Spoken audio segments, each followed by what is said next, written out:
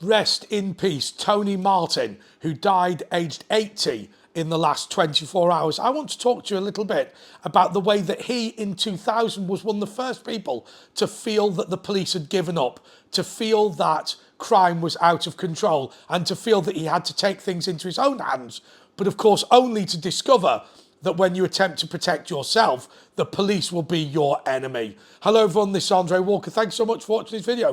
Please do subscribe, but more importantly, hit the bell notification icon. It's the best way to absolutely guarantee you get all my videos as soon as they are released. Well, I went down to my local Tesco's earlier, where the guy looks like Derek Trotter, who is the manager. Also, to be fair, the security guard at my local Sainsbury's looks like John Pienaar. But nonetheless, what they were both complaining about tonight, because I asked them, was about this 25% increase in the number of shoplifters that have been recorded. In the old days, what used to happen was a shoplifter would do what they were doing, the staff would grab them, take the stuff off them, give them a little bit of a rough up, nothing particularly serious, call the police and action would be taken. Now, if you stop a shoplifter, you will be the person who arrives in court, and the shoplifter themselves will be venerated as somebody who's suffering from poverty. Crime is completely out of control in this country. Think about what happened in Southport. You had Axel Ruda allowed to do whatever he wanted to do. Gone, long gone, are the institutions where he would have been locked up for life for being absolutely off his head, and instead, those ordinary people that were terrified about crime being out of control, they're the ones that got the swift justice.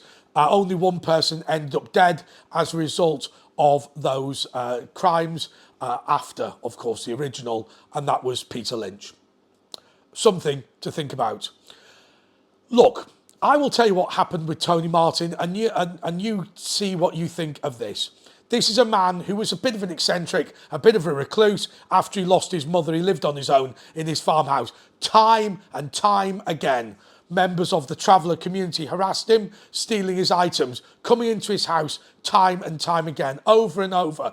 The man was clearly depressed. The guy was clearly extremely upset. Now, Fred Barras, to be fair, was shot by Tony Martin, and this is not a gratuitous video, by the way, and whilst he was writhing on the floor, Tony Martin finished him off. Now, I am not for 1 second defending and supporting that, but think about the level of frustration that it takes. Think about what happens to the John Pienaar lookalike at my local Sainsbury's. I saw him the other day. Somebody picked up a crate of beer and started shouting in his face, don't you feel my tits, you're groping me, you're disgusting, don't you touch her, and it's all kicking off, and then they just walk out with the stuff. That guy's not going to go back to his family having received a criminal conviction for whatever it is that they would have accused him of doing, and so he has to let them out. I saw another example, the Krispy Kreme donut stand at Tesco in Trafalgar Square. I think that Tesco is going to close, by the way, now,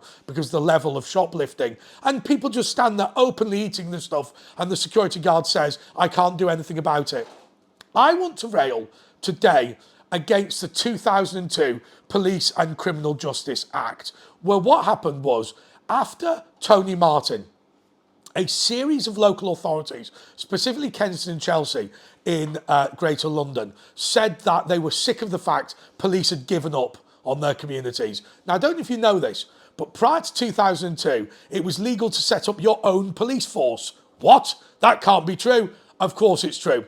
What you needed was your own police, your own police committee, police authority it was called, and also for a chief constable to be on the list of those approved by the Home Secretary. But once you had those two things, you were well on your way, and people did do it. You had the British Transport Police funded by the rail companies. You've got the civil nuclear police funded by the private sector nuclear firms. You've got the Royal Parks Constabulary and lots of other police forces, large and small, across the country. And what was it that the Royal Borough of Kensington and Chelsea had done that was so egregious, that required this change in the law? What had happened very simply was this.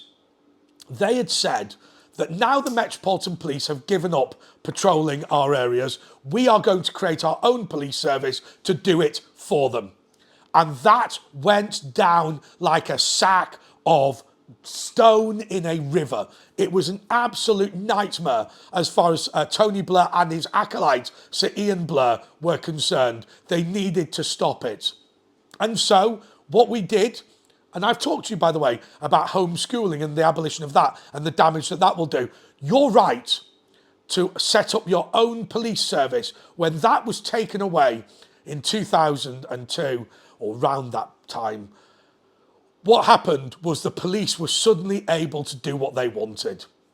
Absolutely nothing in terms of protecting people on the streets, but instead snooping into you, because now they had the state monopoly. Tony Martin was the first person to begin highlighting that actually some areas, these so-called green zones, no longer had any policing. And just to explain to you something about the traffic light system, it was invented by Sarah Thornton when she was Chief Constable of the Thames Valley, which is this area, is that every single part of the United Kingdom is now set into one of three categories. There is a red zone, an amber zone, and a green zone in terms of crime. And what happens in the green zones is that there are no police. They'll be on call, but typically in somewhere like Windsor, Ascot and Maidenhead, you might have 8 police officers working at any one time. Amber zone obviously is an area where we're working on. Red zone will be the areas where they concentrate all the police. So you pay your taxes for all of this policing, but it will be concentrated for me in Slough, Reading and Oxford. For you, it will be different. I imagine if you're in Greater Manchester, I imagine it'll be concentrated in the city centre and it'll be concentrated in, say, the centre of Bolton. If you live in Lowton, it's not going to be, you're not going to see any police officers ever around there.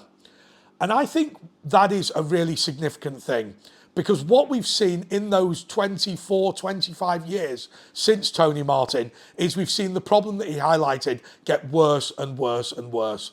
The reality is now our taxes go up for police all the time, and what we're doing is creating council snoopers. Remember, the first police detectives were operating illegally. Yes, that's right.